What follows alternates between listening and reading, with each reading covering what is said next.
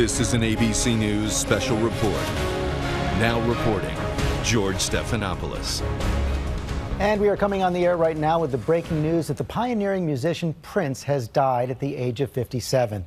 His publicist, Yvette Noel-Schure, told the Associated Press the music icon was found dead at his home Thursday in suburban Minneapolis. Sources had said he had been sick for some time, battling the flu. In fact, last weekend, his plane had to make an emergency landing after a concert in Atlanta in Illinois so he could be treated for the flu, but he was released, sent back home. But word coming just now that the musician Prince has died. Born Prince Rogers Nelson in Minneapolis, he came to fame in the 1980s with albums like 1999 and Purple Rain. The songs Little Red Corvette, When Doves Cry became one of the most commercially successful American pop artists ever, selling over 100 million albums. I'm joined on the phone now by Leah Greenblatt from Entertainment Weekly. And Leah, how would you describe the impact of Prince on the music world? I almost feel like you can't even calculate the impact of what he did for pop music, for pop culture, for fashion, for, the films were maybe not his best work, but he was so iconic visually, sonically, has such a huge influence and impact, and was also just such a unique personality and such a unique songwriter. In some ways, his genius, the character he created. Absolutely, yes. I think, and he lived inside that his whole life, I think he really was living as an artist right up until the end. Joined also by Kate Coyne of People magazine. And as I said, Kate, we had heard that he'd been sick battling the flu, but this still comes as a surprise.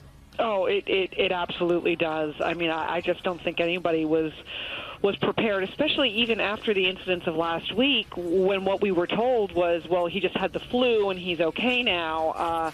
I don't think anybody's mind went to this as a possibility. It's absolutely stunning news. He was not known to have been battling any sort of serious illness. He's certainly essentially a young man.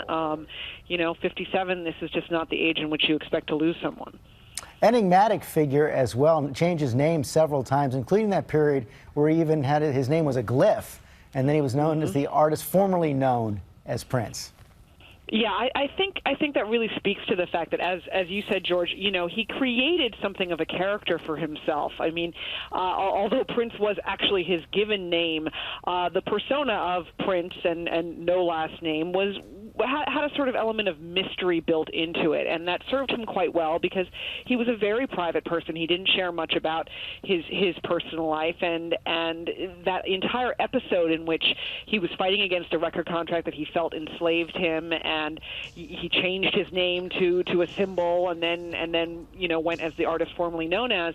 That just also showed his willingness to really push boundaries and limits with his creative persona, with his creative expression. He was a real groundbreaker. And Jem Aswald from Billboard magazine, also a perfectionist. Unquestionably. There are multiple versions of a lot of his songs floating around on bootlegs, but at the same time, he often worked very quickly. The engineer, Susan Rogers, who worked with him on When Doves Cry, she said the tapes never left the desk. The song was done in a matter of hours. And, you also hear about things like there were more synthesizers on it and there was a bass part, but he didn't like it, so he took it out. He worked incredibly quickly and incredibly thoroughly. He was an artist in the truest sense. Jem Aswald, thanks very much again.